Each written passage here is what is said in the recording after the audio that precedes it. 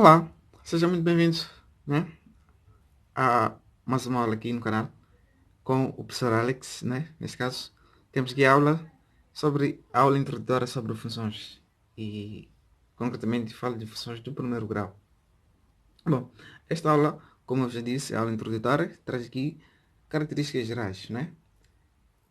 Características gerais, aquelas características, né, comuns em todas as funções do primeiro grau. Bom, antes de mais nada, peço que subscreva-se aqui no meu canal, não é? De modo a ficar a par todos os vídeos, não é?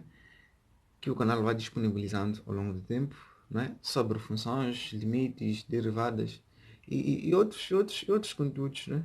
Outras áreas de saber no campo da matemática. Bom, uh, para dar início, não é? A funções, não é? Como primeira característica geral do primeiro grau, não é? De uma função, digo, do primeiro grau, é que toda função do primeiro grau, não é? Vamos ter aqui primeira característica, não é? Primeira característica é que toda função do primeiro grau, não é? Deve estar na fórmula f de x igual a ax, não é? Ax mais b. Toda função do primeiro grau tem que obedecer a fórmula ax mais b. Então, podemos tomar aqui alguns exemplos, não é? Exemplos. Vamos tomar aqui alguns exemplos sobre este conteúdo, né? Ou sobre funções do primeiro grau. Podemos ter aqui, né, f de x é igual a 2x mais 2, não é? Podemos ter 2x mais 2 ou mais 1, por exemplo. 2x mais 1.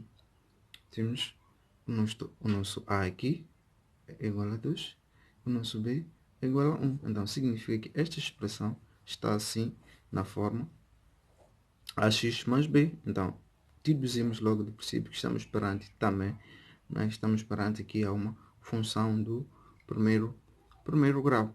Então, podemos partir também para um outro exemplo. Digo, f de x igual ao quê?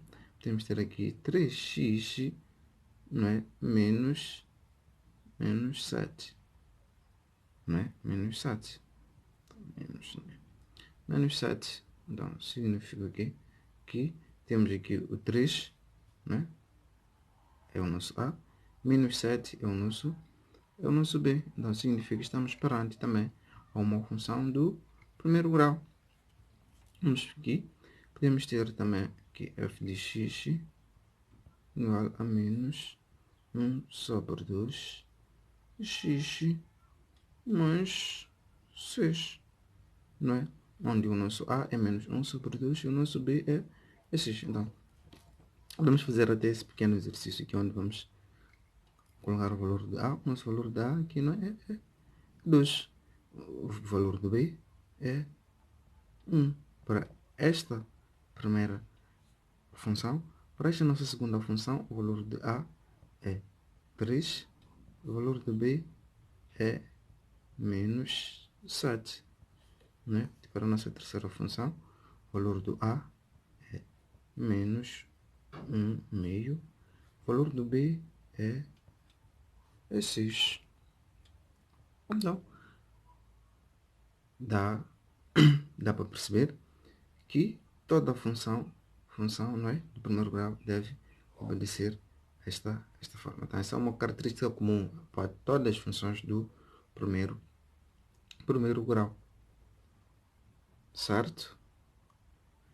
Certo. Então, passamos agora para a segunda característica. Segunda característica, né? Então, vamos ter aqui. O que é que diz a segunda característica? Que o gráfico, desculpa, que o gráfico, né? O gráfico, um gráfico de toda a função do primeiro grau é uma reta, não é? É uma reta. toda função do primeiro grau, o seu gráfico é uma reta. Então, podemos tomar um dos exemplos aqui e construirmos, né, o seu gráfico para poder averiguar a veracidade, né, desta segunda característica. Né? Então, podemos tomar logo aqui, né, o primeiro exemplo, que é f de x igual a 2x mais 1. Né? Então, como é que nós podemos construir um gráfico desta função? Qual é a função f de x igual a 2x, né, mais 1. Certo? Então, o que nós devemos fazer é construir, não é, uma tabela. Né? Primeiro, devemos construir uma tabela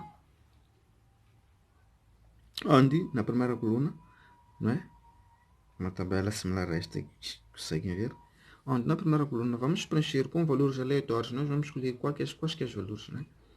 Para preencher os valores do x. Neste caso eu gosto de usar aqui o menos 2, menos 1, 0, 1 e 2, né? Me permite analisar tanto, né, quando o x tende a valores negativos e quando anula-se, e também quando tende a valores positivos. Então, por isso eu gosto mais de usar estes valores que conseguem ver, não é? Então, e para preencher os valores do y, né, nós podemos colocar f de x ou mesmo y, né? Então, nós sabemos que f de x é igual a 2x mais 1. Então, significa que vamos manter 2x mais 1. Certo? Então, feito isso, nós pegamos, não é, no valor do x, neste caso temos aqui o x, né? Então, os valores do x estão aqui. Então, pegamos o valor do x, substituímos no x cá na expressão, de modo que obtemos o valor aqui correspondente na função. Então, vamos ter aqui menos 2, não é? Significa, substituindo aqui o x, significa que teremos aqui 2 vezes menos 2 mais 1, não é?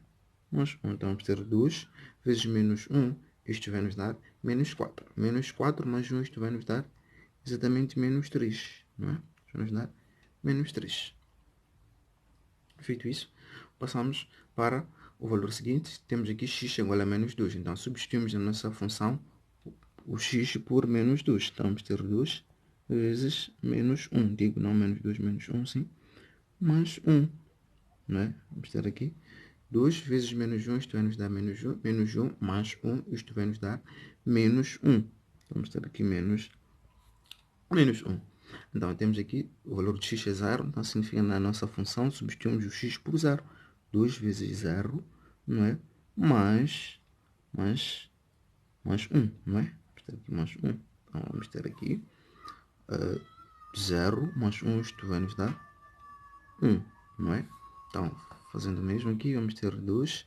O valor do x é 1, então vamos ter 1 mais 1, isto vai nos dar 2 vezes 1, 1 mais 1, 3, não é? Então, vamos ter aqui 2 vezes 2, não é? O valor do x, mais 1 é igual a 2 vezes 2, 4 mais 1, 5.